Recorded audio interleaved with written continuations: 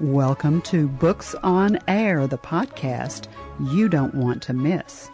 You're about to get a sneak peek at what goes on behind the scenes with authors. We'll find out their secret recipe for creating a book. We'll tell you where they get their ideas, and you'll get the inside scoop on their next project. Want to know more?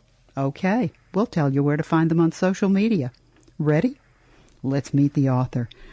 Joining me today is someone who is absolutely special. Her name is C.L. Charlesworth. Her name is Cheryl, and we're here to talk about her new book, The Last Merry-Go-Round. Cheryl, welcome. Hi, how are you? Thank you for having me. I am great, and this book is so powerful. The women, when I started reading this, I just got chills. First of all, you have such a wonderful way with your prose, and you do call yourself a back porch storyteller, and you had me right from the first sentence. I will tell you that.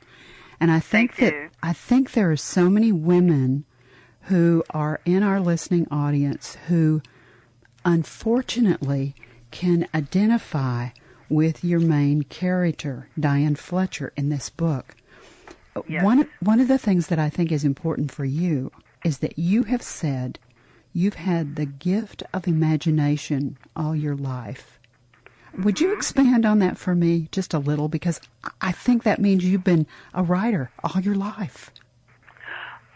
Well, I was an only child for about 7 years, and I grew up in a very small town, and my mom used to keep me very, very busy, reading books, dancing, playing musical instruments, and I used to make up these stories and just jot them down.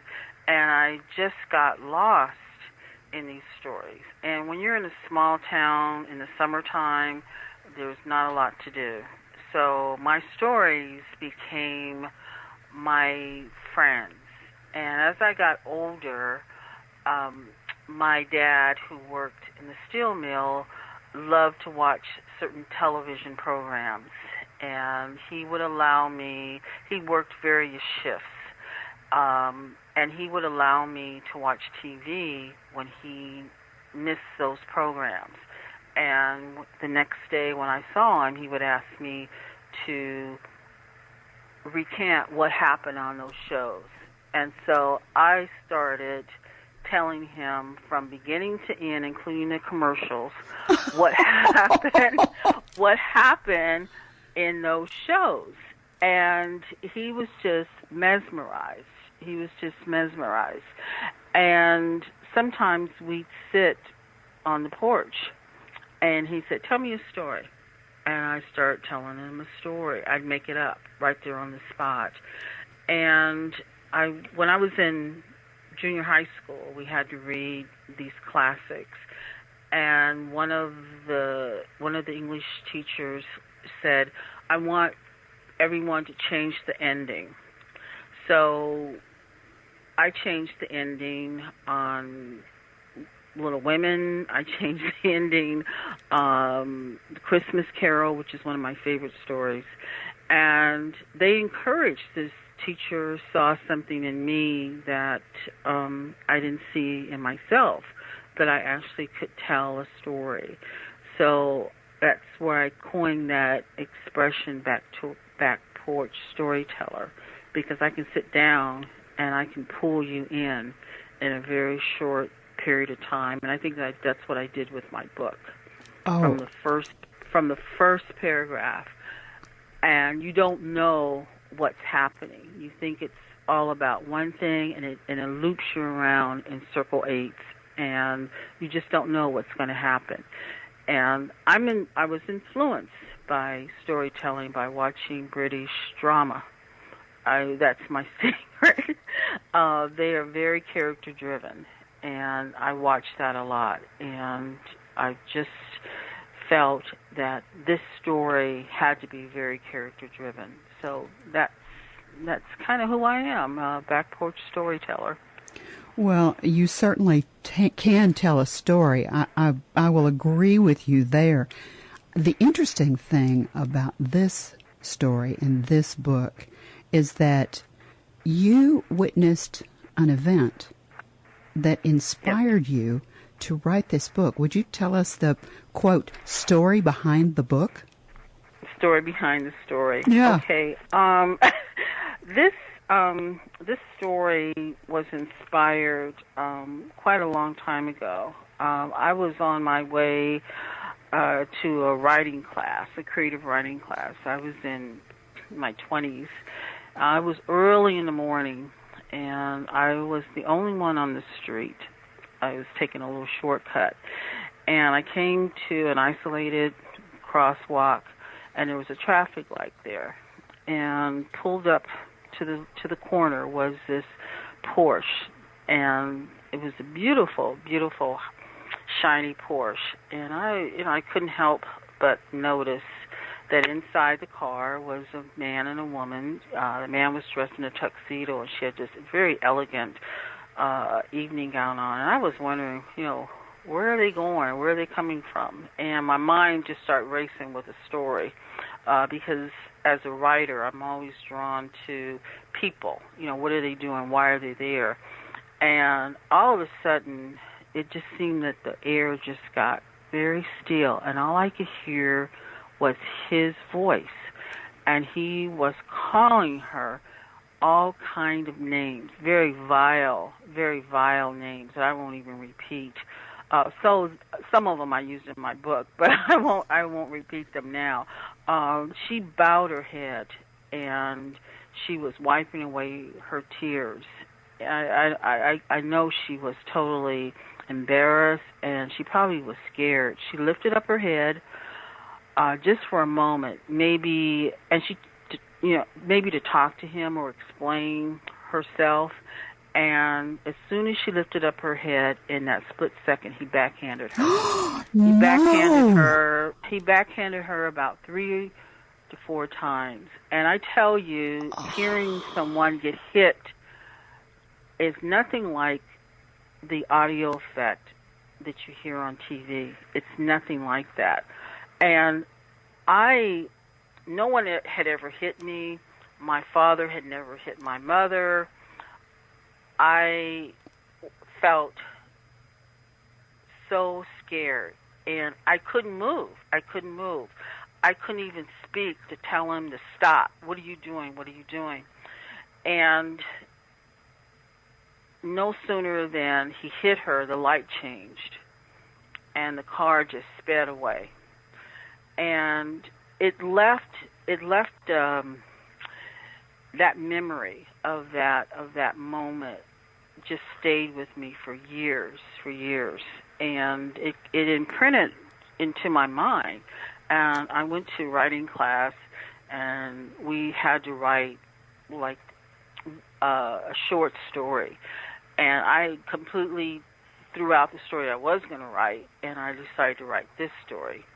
Well, my teacher said I didn't have enough experience, as a 20-some-year-old to write this kind of story.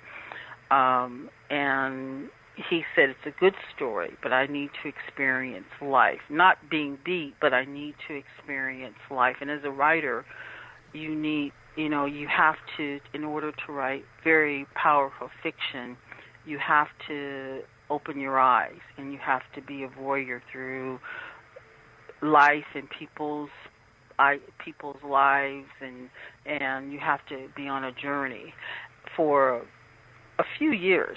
So the story stayed with me, and as I volunteered at shelters, a couple shelters, I got to know women, and as I worked in the workplace, I got to know women who were in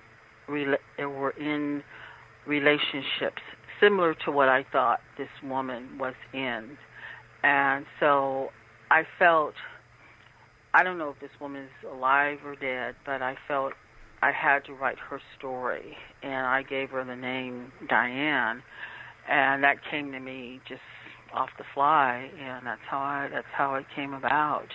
And it was very difficult to write. I'm going to tell you, it was very difficult to write because I pull no punches with it, and I bring you right there, right in the beginning of who this woman is. But it's not just about her and her being verbally and physically abused. It's more to the story than that. And so that's basically how I came up with the idea, and I had to expound on it more than just this woman being beat, because there has to be more to her life. That's so powerful, though. I can't imagine what you must have experienced. I mean, the shock alone to be standing there and all of a sudden witness that kind of physical abuse from one human being to another. I'm like you. I've never experienced anything like that. That would be... you made me gasp when you said that's what happened. I haven't experienced any kind of... My dad didn't hit my mom. I've never been hit either. And I just can't imagine. You know, you hear all kinds of stories about when people find themselves in those kinds of situations, the trap that they feel like they're in, etc. Have you got a section of the story of the book that you'd like to share with the listeners? Yes. Yes. This is the beginning of the book, and it's the book is told from Diane's point of view. It's told from first-person narrative, but it goes to... Sometimes Diane refers to herself as the wife, and when she's totally out of her body, and she's really losing it. And sometimes she refers to herself as Diane or me. So this particular paragraph is the beginning, and she talks from a point of view, the first thought. And this is... I need to digress a second. I wanted to write this in first person, and I knew that I needed a very clever way to do it, a more creative way than do it, and then just saying I. So when the book says, when the paragraph says the first thought of the day or the first thought, this is Diane talking internally to herself. And it was my way of really bringing the audience, the reader, inside her head, because that was very, very important. So the first paragraph is, first thought today, the coffee is cold. And I can say with full honesty, sitting across the table from Richard, our 28 years of marriage, the word yes has brought me very little happiness. I know and I believe from all I've come to accept, the longer I stare at the kitchen's cracked plastered wall in need of repair, this symbolizes our love and marriage. The light in a once romantic and naive 16-year-old, it just falls dimmer and dimmer the more I look at Richard. Oblivion somehow paints a foregone conclusion of my life. If only Richard cared to listen. If only he cared to listen. But this isn't the morning. He's too happy. His shaven face energizes and re-energizes the more he talks. The patient wife, she doesn't interrupt. A dutiful smile passes from her face to his. Richard is who I am, and what I am is lost between the beginning and, unfortunately, the end of his sentence. Wow. I mean, you certainly know how to set a scene. I think when I first read that, I was right there in the kitchen with Diane. I was looking Richard in the face, and I wanted to slap him. I just wanted to slap him. This, I think. Go ahead. Go ahead. No, and this is what I want people to love and hate these characters, but there is more to Richard, and everybody has these secrets, and everybody hates Richard, but there's a reason why Richard is the way he is, and there's a reason why Diane is the way she is. And you just have to follow. You just have to go on a journey with her. You have to read the whole book because it's not how it starts off. It isn't. I promise you. Let's tell our listeners where they can find the book. Now, I always check Amazon because I know so many people use Amazon as their source. All they have to do is put Amazon.com in their browser and click on it, and they'll go right to that first page. And up in the top of their page, the first one, there's a search feature. If they'll put in the name of the book, which is The Merry-Go-Round by C. L. Charlesworth, Charlesworth.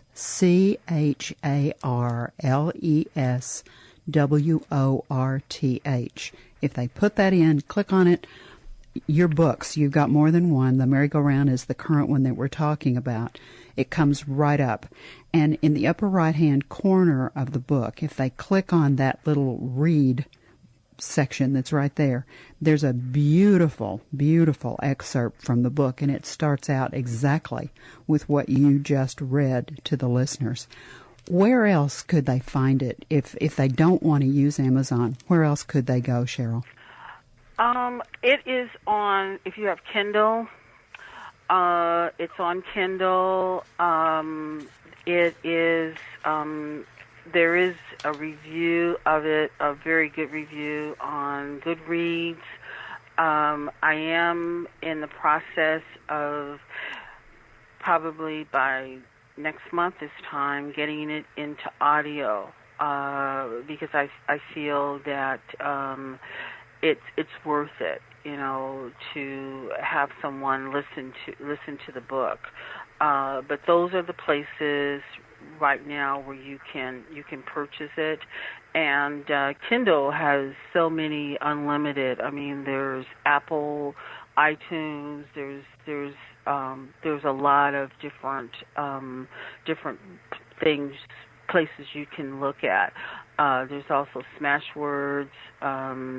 So there are a few other places, but basically, going to Amazon, you can get the paperback version and you can also get the Kindle version. Well, I know you have a website. Let's give our listeners the address, and let's tell them, if they go to the website, what will they find there? Okay, my website is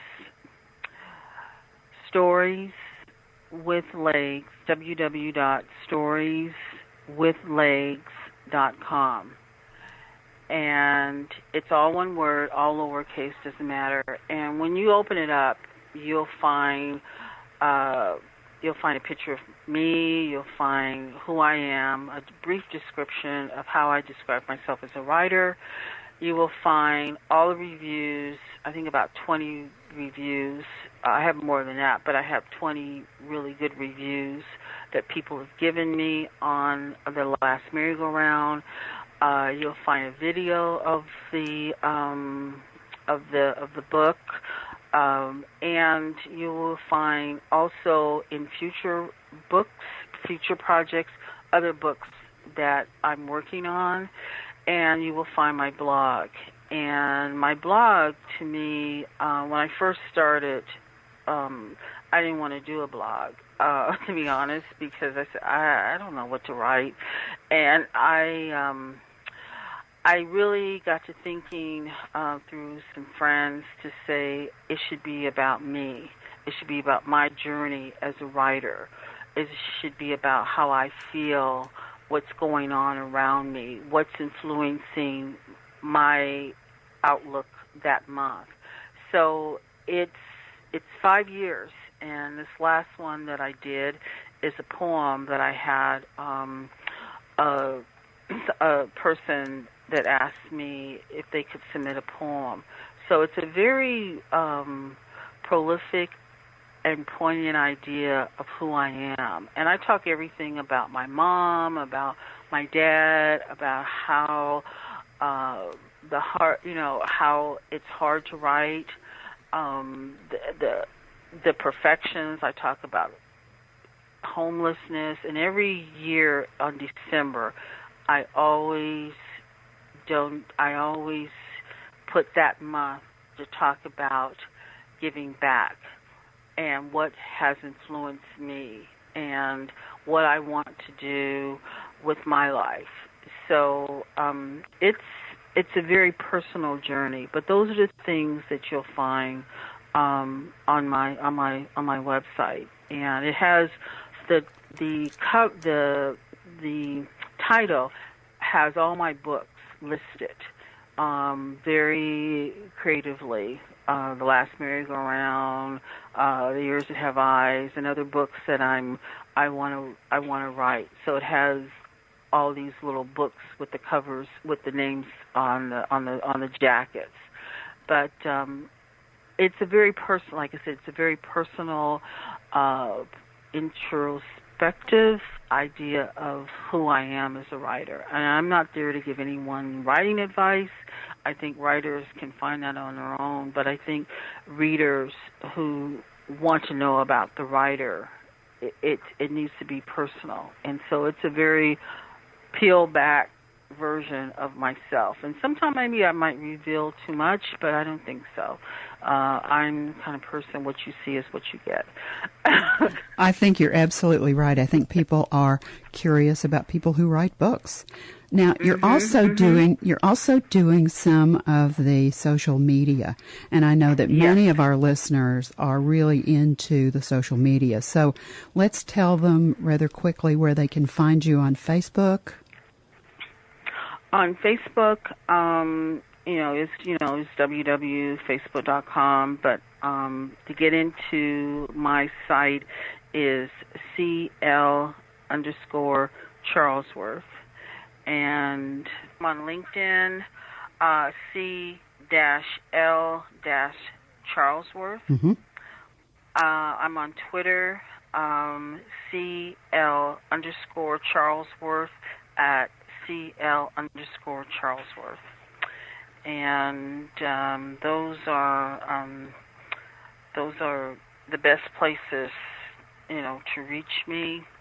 And if you leave a comment on my blog, I will comment back, and you can also reach me on the blog through, because I do check that email address. So that's the best way to reach me. Excellent. This book is so powerful, and you've got such a strong message. If you could sit down face to face with one of our listeners who has picked up your book, read it, and metaphorically for the last time they've closed that last page, they've closed the cover, what do you want them to leave with, Cheryl? Well, I want them to know that what I wrote is a deliberate journey into a family. The Last Merry-Go-Round is a psychological thriller. It's paced in a raw, first-person narrative. And it's a dark examination of human nature and explores what happens to a family when secrets devour them. When you're finished with the book, and I believe my ending is memorable, because you won't see it coming. And I think that is the example of a good book, when you can't figure out the ending. I agree. When you walk away, you're thinking, I know people like this. I see myself in one of these characters. And that is really identifiable to any reader. If they can pick up a book and they can say, I can identify with one of the or two of these characters, or I have empathy, or I'm angry at these characters, that to me is a powerful book. And you wonder, how could I have made changes, or how could I make my life better? And I think that's what they're going to walk away with, because they can see themselves in one of these characters. And it's not just for women. I've had men read this book and give me such powerful feedback, because they can see themselves in this, or they know men like this. Like the man that edited my book, I'm so glad I had a man edit it. He said it made him a better person, because when he closed it, it stayed with him.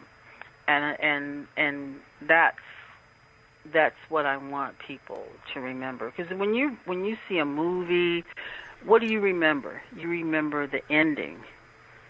The ending is the most powerful advertising vehicle for a book, is how the ending is. So that's, I hope people walk away with that, and they feel that not just Diane, but themselves or their neighbors, that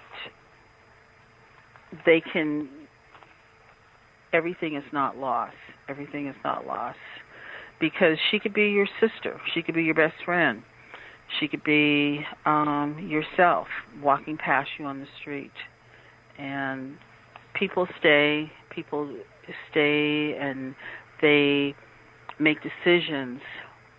It's not as easy as 1, 2, 3. Our lives aren't like building blocks on top of each other. They get knocked over. They're sideways. They're upside down. But I feel if someone was to read my book and to digest it, and I wrote it the beginning, the middle, and end on purpose, because that's her arc, the beginning, the middle, and the end. And I think that's how our whole lives are, the beginning, the middle, and the end. And we change. And I hope that my story, The Last Merry-Go-Round, will inspire someone to take a look at themselves in the mirror, whether it's a man or a woman, and say, how can I be better? How can I change my life? What can I do? And some secrets that people hold in need to be told before it's too late. Well, the book is thought-provoking on so many levels. This has been such a pleasure to talk with you, Cheryl. Thank you so much for taking your time to be with us on Books on Air. Now, thank you so much for having me. Oh, my pleasure. Remember, you can find The Last Merry-Go-Round by C.L. Charlesworth right there on Amazon. You've been listening to the Books on Air podcast, brought to you on webtalkradio.net. You can also hear this podcast on iTunes as well as iHeartRadio. I'm Suzanne Harris, and I hope that you'll join our next Books on Air podcast. And remember, it's the place to be. And thanks so much for listening.